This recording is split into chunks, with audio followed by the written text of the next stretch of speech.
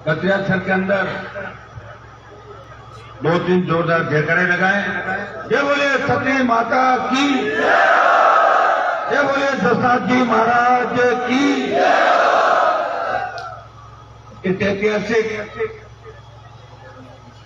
धार्मिक कार्यक्रम के अंदर मंचासीन महंत श्री मोहननाथ जी, छोटे भाइयों संभाग्य आयुक्त नीरज पवन जी, पर्यावरण के हमारे पुरोधा कहूं, अभी जो नौजवानों के अंदर जिस तरह लगे हुए हैं रातों दिन, भाई श्याम सुंदर जी जानी साहब, उमेदाराम जी, छोटे भाई विजयपाल, डॉक्टर विवेक मात्रा जी, दानाराम जी गीताला जिलाध्यक्ष जी, हमारे सरपंच साहब महेंद्र गोदारा जी, सम्मानित मंच, उपस्थित मौजूद बुजुर्गों, नौजवान साथियों, दशनाथ और सिख संप्रदाय के साथ साथ तमाम इस राजस्थान के कोने कोने से पधारे हुए मेरे ये दिन सौभाग्यशाली है।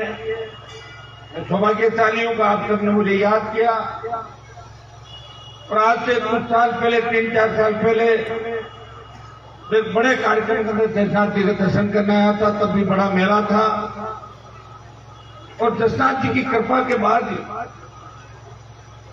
जब मैं आया, मैं हमेशा उस समय भी तीसरे मोर्चे की बात कह के गया था। इस राजस्थान में 2 ही दल हमेशा हुए, कांग्रेस और भारतीय जनता पार्टी, और तीसरे दल जो भी हुए राजस्थान के अंदर, चाहे जनता दल था, लोक दल, चाहे सपा, बसपा, चाहे दूसरी पार्टियां आई, उनके रिमोट कंट्रोल उत्तर प्रदेश, हरियाणा और दिल्ली के अंदर हुआ करते थे। मैं दशनाथ जी महाराज को बहुत मानता हूं और मेरा जब मैं विधायक था, आपको पता, 5 लाख सिद्धा की जो आसन पीठ है वो खींवसर विधानसभा क्षेत्र के अंदर आती है और मैं हमेशा तेजाजी महाराज के जयकारे के साथ दशनाथ जी महाराज का जयकारा हमेशा हर कार्यक्रम के अंदर बोलता हूं। तब भाइयों एक नई पार्टी बना के राजस्थान के नौजवानों को संदेश दिया और देश के अंदर आदमी जब बात करती है लोकसभा के अंदर, सेंट्रल हॉल में जब गपशप चलती है पार्टी के दूसरी पार्टियों में नेताओं की, तो एक ही बात कहते हैं कि राजस्थान में 2 ही पार्टियां हैं, लेकिन हनुमान जी की आरएलपी पार्टी जो किसानों की, जवानों की है, भाइयों लोग टिकट लेने के लिए दिल्ली और जयपुर के बीच लाइन लगा के खड़े रहते हैं। और आपकी जो खुद की पार्टी है, अभी विजयपाल ने आपको सारी बात बताई थी कि सबसे ज्यादा नौजवान नेता अगर राजस्थान में तैयार किए तो हनुमान बेनीवाल और राष्ट्रीय लोकतांत्रिक पार्टी ने इस राजस्थान में सबसे ज्यादा नए नेता तैयार किए, हर जाति हर वर्ग के नेता तैयार किए।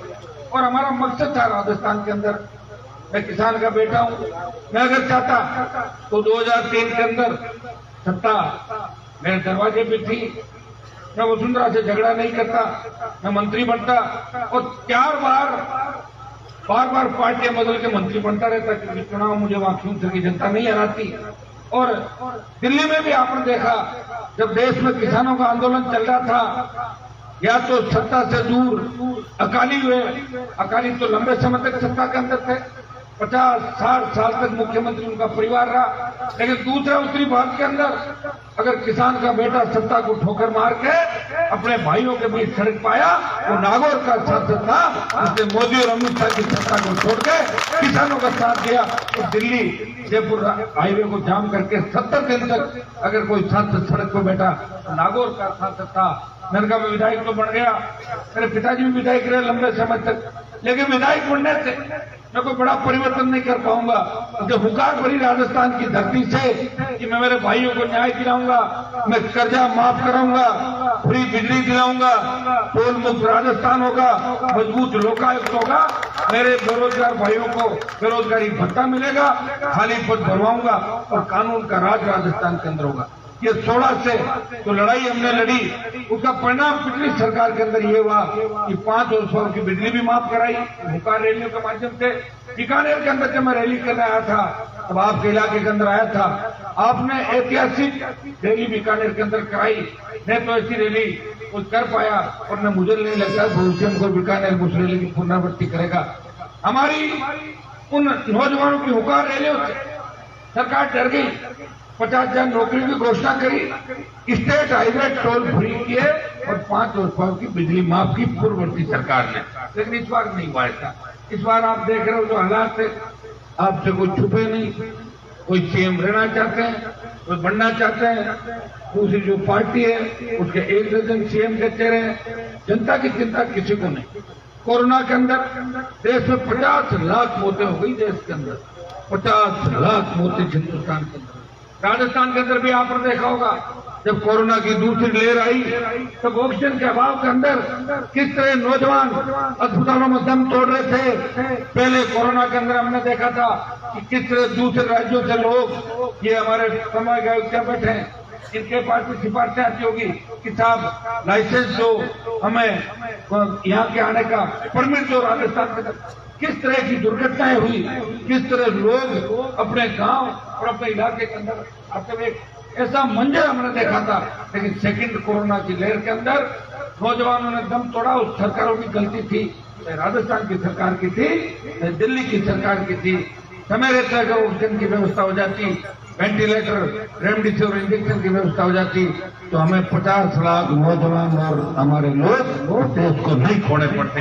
के लिए भी सरकार जिम्मेदार थी। उसके बाद पहले किसान तीनों कृषि बिल आए, 1000 की शहादत के बाद सरकार झुकी। अब हमारी सेना को ठेके पर दे दिया।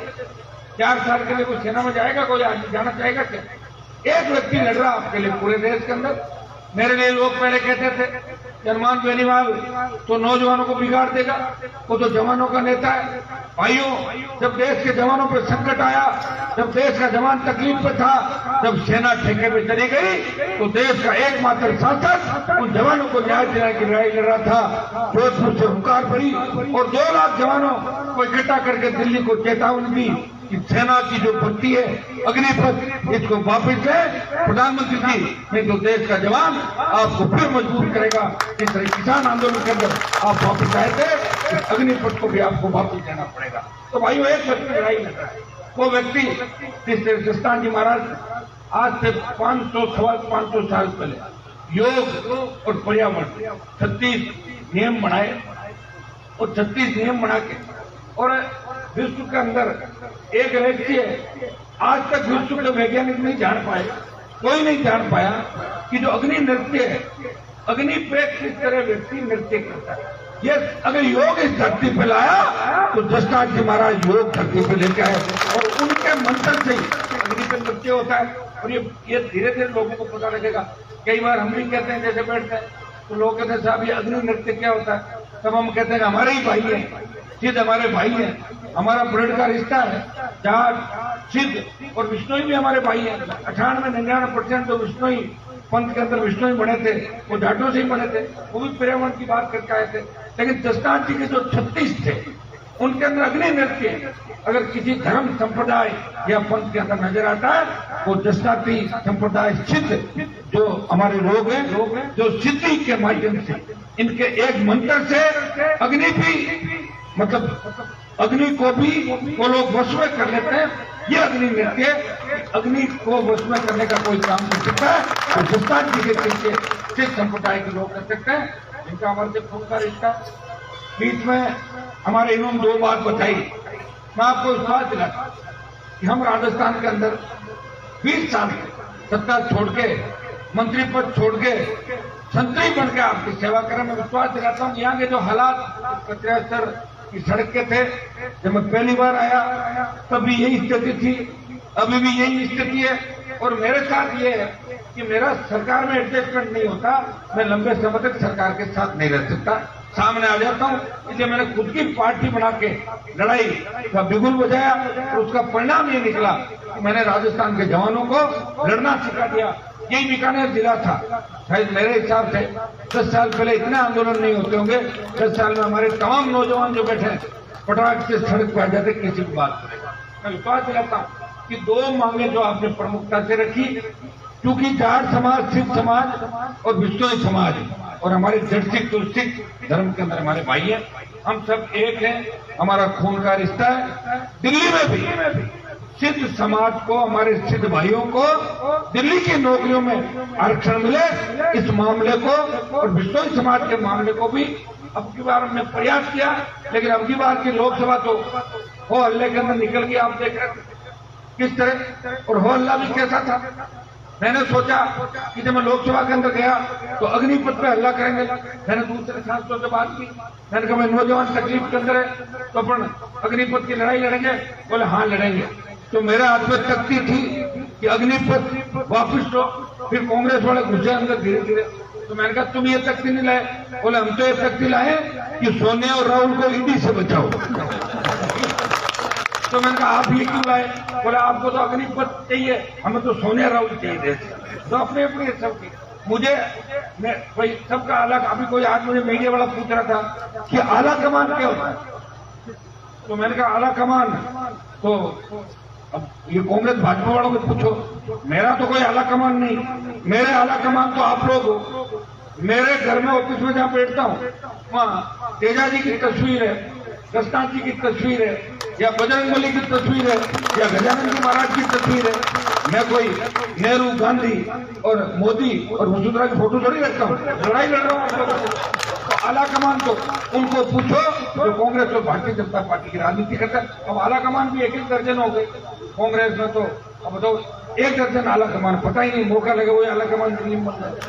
आज जनता पार्टी में यही स्थिति होने वाली समय समय पर। लेकिन एक विश्वास मैं आपको दिलाता हूँ, हनुमान बेनीवाल ने राजस्थान को एक नई पहचान इस देश के अंदर दी है, संघर्ष की पहचान। एक जमाना था हमारे लोग नींद लेते थे लोकसभा के अंदर, लेकिन मेरे जाने के बाद भाजपा के लोग भी तैयार होकर आके बैठ जाते हैं। कहीं ऐसा नहीं हो हनुमान जी अकेले ही लड़ते रह जाए और लोग हमें वोट नहीं दे कि हनुमान जी अकेले लड़े, तो क्या सो रहे हो?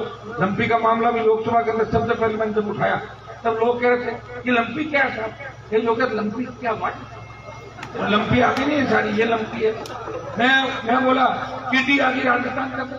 लोग टीडी क्या है? टीडी पूरे देश के अंदर आ गई साहब, तब लोगों को पता लगा। अगर 2019 में बंगाल, उड़ीसा के अंदर जब लंपी की बीमारी आई और दिल्ली की सरकार इसका टीका इजाद कर लेती तो अभी हमें इस तकलीफों के दौर से नहीं गुजरना पड़ता। जिस तरह कोरोना के अंदर हम लोगों ने जान गंवाई, उसी तरह 1 लाख से ज्यादा गायें राजस्थान के अंदर दम तोड़ गई। 1 लाख से ज्यादा गाय मर गई। अभी तेजा दशमी के दिन मैं खरनाल के मेले से आह्वान करा था, हे तेजा जी महाराज गौ माता की रक्षा करो। देखो भारतीय जनता पार्टी के लोग तो गाय के नाम से वोट ले रहे हैं, ये 80 में बीजेपी बनी थी, लेकिन हम तो 1000 साल पहले गाय के लिए लड़ते थे। तेजा जी महाराज 1000 साल पहले गायों के लिए लड़ते हुए उन्होंने प्राण न्यौछावर किए, वचन निभाया। हमारे ही कुल से आते दशनाथ जी महाराज ने 550 साल पहले योग की स्थापना करी, योग लाए, पर्यावरण लाए और अग्नि को काबू में कर लिया। अग्नि को कोई काबू में कर पाया? दशनाथ जी महाराज ने अग्नि को काबू में किया। उसकी यही दृष्टि के अंदर सबसे ज्यादा अग्नि नृत्य क्या होता है, ये सबसे अनूठा नृत्य। तो ये सारी बातें जो है वो आपके सामने मैं मेरे जो अभी विचार है आपके सामने व्यक्त कर रहा हूँ। क्योंकि आज मोहननाथ जी महाराज एक बार मुझे कही कि थोड़ी सी कांग्रेस बीजेपी ज्यादा मत कर देना। मैंने कहा नहीं करूंगा बिल्कुल। तो मैं ज्यादा ये राजनीतिक बात नहीं करूंगा, लेकिन मेरे विचार जो थे, आज नौजवान को रोजगार मिले, कानून का राज रहे, हमारी बहन बेटियां सुरक्षित रहे, कर्ज मुक्त किसान हो और जवान को एक दिशा मिले। दशनाथ जी महाराज ने नशा मुक्ति की बात करी। मैं भी बता दूं, मुझे भी किसी बात का नशा नहीं है।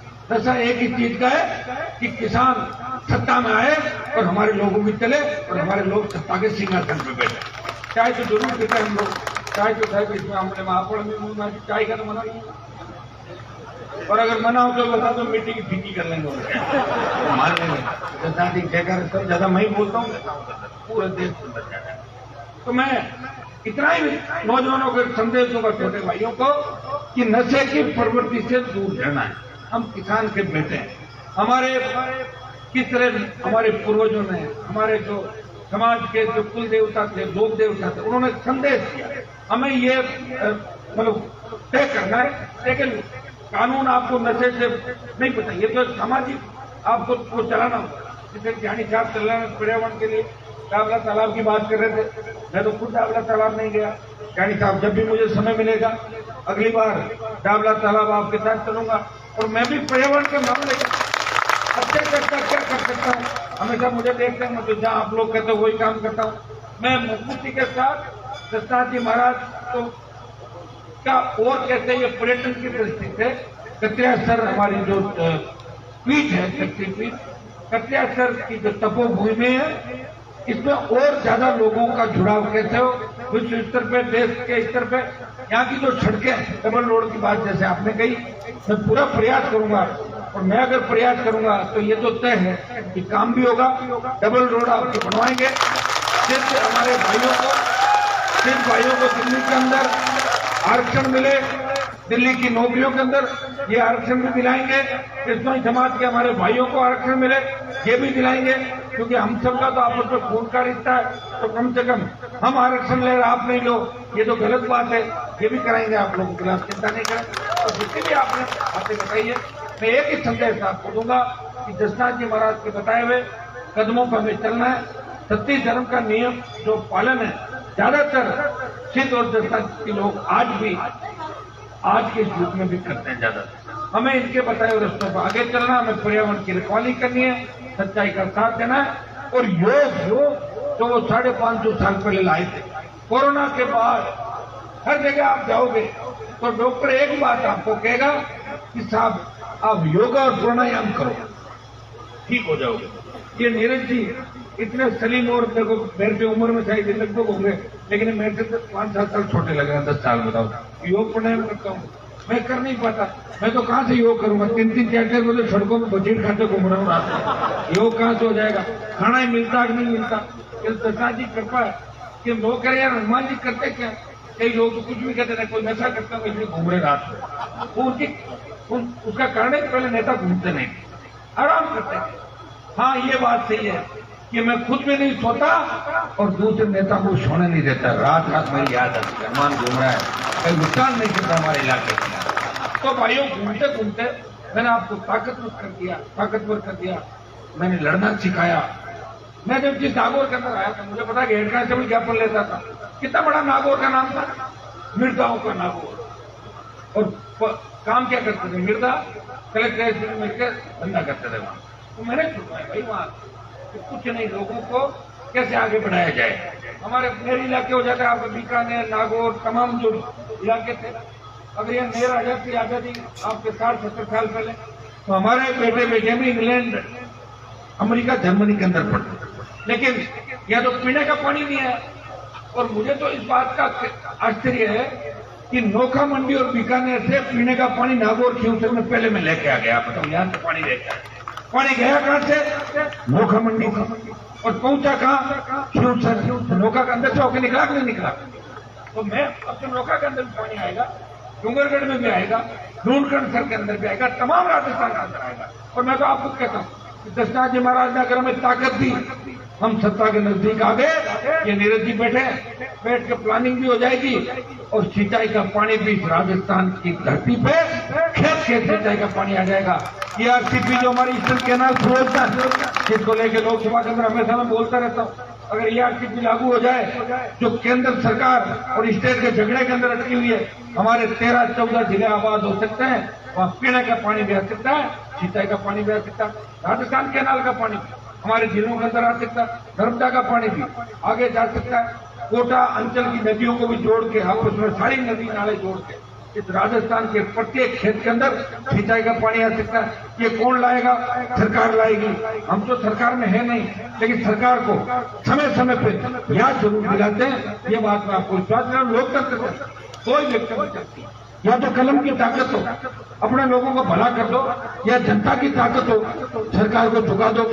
मेरे पास तो इतनी ताकत, जब मैं आया खींवसर के अंदर तो मैंने देखा किसानों के बुरे हाल थे, और वहां कनेक्शन के लिए होड़ मची रहती थी।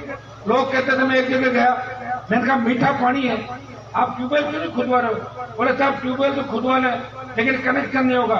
मैंने कहा मैं बैठा हूं ना, मेरे नाम का कनेक्शन कर लेना, और करवा दिए कनेक्शन, हो गया। लोग धीरे धीरे आगे बढ़ गए। अरे किस बात का कनेक्शन चलता रहेगा? सरकार एक तरफ कहती है पुनर्वास करेंगे, लोगों को आगे बढ़ाएंगे, आर्थिक स्थिति ठीक करेंगे। कहां से करोगे आप? घर बैठे लोग पैसे देने से? अगर माइनिंग का इलाका है, सोना चांदी तांबा आप खुद ले लो, और पत्थर जिप्सम और चाइना ग्रेस छोटा मोटा हमारे लिए छोटे भाई जिसका खेत से निकाल लेगा।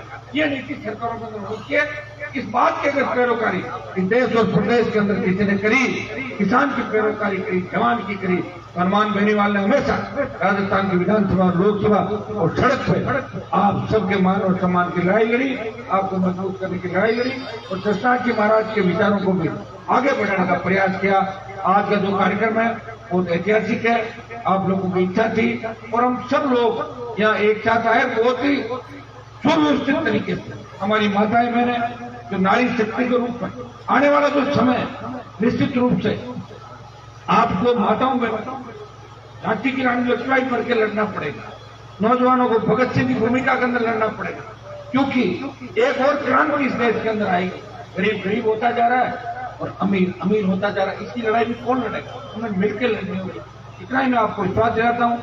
हनुमान बेनीवाल का किससे भेदभाव नहीं, सबको साथ लेकर चलने वाला व्यक्ति। हाँ, मुझे लड़ने का शौक है, इसलिए मैं लड़ाई लड़ रहा हूँ। सत्ता तो मेरे दरवाजे पर हमेशा खड़ी रही, मैंने सत्ता को ठोकर मारी और मेरे भाइयों और किसानों की सेवा करने के निकल गया। और 36 कौम को जहां भी आवश्यकता पड़ती, राजस्थान में आप देखते हैं कि जब लोग ना उम्मीद हो जाते हैं, जब लोगों को लगता है कि अब हमारी कोई सुनने वाला नहीं, और मेरे पास जैसे ही टेलीफोन आता है कि कोई हमारा नहीं है, मैं कहता हूँ शांत रहो, काम हो जाएगा। और उस व्यक्ति का काम भी हो जाता है, और नहीं होता है मैं खुद मौके पर पहुंचता हूँ और हर वर्ग हर जाति को न्याय दिलाने का प्रयास करता हूँ। और देश के अंदर भी इस राजस्थान का 24 सांसद तो आपकी भारतीय जनता पार्टी के, हो सकता है मोदी के डर से नहीं बोलते होंगे, लेकिन एक सांसद है वो RLP का है, वो ये कहता है कि पेट्रोल डीजल 50 रुपए होना चाहिए, 60 रुपए होना चाहिए। जब प्रति बैरल यूपीए सरकार के टाइम प्रति बैरल अंतर्राष्ट्रीय बाजार में तेल की कीमतें कम थी, क्रूड ऑयल की, तो अब कैसे बढ़ गई भाई? प्रति बैरल तो अब भी कम है। पेट्रोल डीजल क्यों बढ़ रहा है? गैस के दाम क्यों बढ़ रहे हैं? ये बात कौन करेगा? वो करेगा जिसको टिकट की परवाह नहीं। मैं ही लोकसभा के अंदर आपके तमाम इस राजस्थान के सारे मुद्दे उठाता हूँ, नजर आता हूँ, हर वर्ग के मुद्दे उठाता हूँ, नजर आता हूँ। और दोनों जो मामले आपने बताए, आरक्षण के और सड़कों के, ये दोनों काम भी जसनाथ जी की कृपा से आने वाले समय के अंदर कतरियाचंद के अंदर मैं निश्चित रूप से कराऊंगा। जसनाथ जी की बड़ी कृपा मेरे ऊपर रही है, तेजा जी महाराज की कृपा मेरे ऊपर रही है, और लोक देवताओं की कृपा है। उसी के परिणाम स्वरूप हनुमान बेनीवाल इन बड़े बड़े नेताओं को धराशायी करते हुए, बड़े बड़े अपराधियों को धराशायी करते हुए अपने कौम को आगे लेके बढ़ रहा है, किसान को आगे लेके बढ़ रहा है। और देश का किसान हर जगह एक ही बात करता है कि हमारी रखवाली करने वाला नेता लोकसभा के अंदर पहुंच गया, हमें चिंता करने की आवश्यकता नहीं। दशरथ जी महाराज के आशीर्वाद से आपका बेटा, आपका भाई कर रहा है। आप सबको इस कार्यक्रम के अंदर आपने बुलाया, इसके लिए धन्यवाद। आयोजन समिति को धन्यवाद। केसर तो 15-20 साल से मेरे साथ लगा हुआ है, इसकी भी बड़ी जिद थी। अब इसके घर ही जाएंगे, फिर चाहे अपने उधर ही चलना ना हमारे। तो केसर और तमाम जो कटियासर के हमारे सरपंच साहब पहले बड़ा सब लोगों का कटियासर में 50-100 जवान को हमेशा मेरी रैली राजस्थान के किसी कोने में होती थी, तो कटियासर के 150 जवान मेरी रैली के अंदर जरूर आते थे और हमेशा आपने सहयोग रखा। मैं जब भी छकता था, आवाज आती थी बीकानेर के किसी गांव से, गंगानगर के किसी गांव से, भरतपुर के किसी गांव से, या बाड़मेर के भीलवाड़ा के किसी गांव से, हनुमान जी थकना मत। अगर आप थक गए तो राजस्थान के अंदर संघर्ष कौन करेगा? किसान कौन बचाएगा? तो भाइयों, मैंने हमेशा नौजवानों और किसानों की लड़ाई लड़ी, आगे भी मिशन 23 से इसको लड़के पूरा करेंगे। परिस्थिति चाहे कैसी भी हो, मजबूती से लड़ेंगे और इस बार दिल्ली को दिखा देंगे कि राजस्थान में 2 ही दल नहीं है, तीसरी ताकत भी राजस्थान के अंदर है। बहुत बहुत आपको धन्यवाद।